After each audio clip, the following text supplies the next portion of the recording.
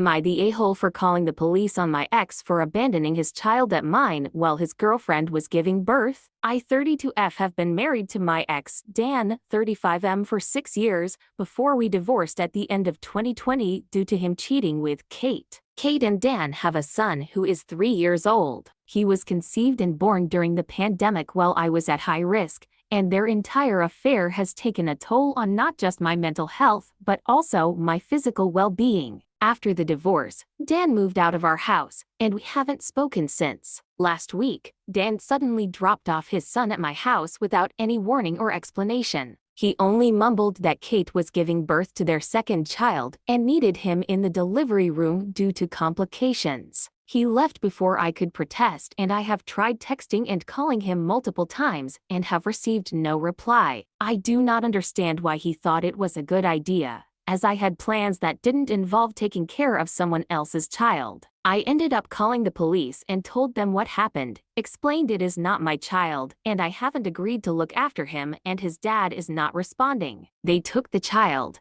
and I hadn't heard anything until the early hours of the same day when my ex called me, accusing me of being an a-hole. The police found them in the hospital and forced him out of the delivery room so he could look after his child. As a result, he missed the birth of his second child, and Kate had some complications, so she is in intensive care. He also started shouting, saying that his and Kate's parents are living at opposite ends of the country and have medical conditions that prevent them from looking after his son. I told him that he should have used his brain and thought about it in advance instead of abruptly leaving the child, the product of his affair, at my house. I pointed out that we were not on good terms and that he should have considered other arrangements. However, I was called an even bigger a-hole. I have mentioned this to some of my family and friends, and while some people are on my side, others agree with my ex, saying I should have looked after the kid and that I was wrong for calling the cops. Here are the top comments. Not the a-hole. I mean,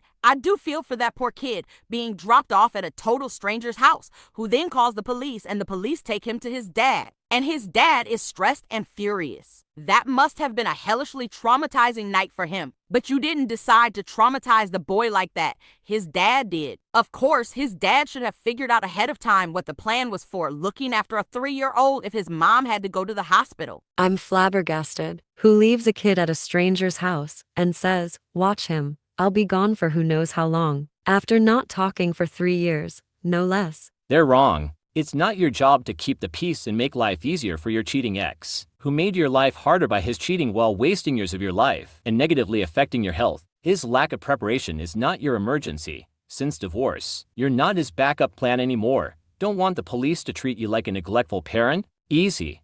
Don't be one, not the a-hole.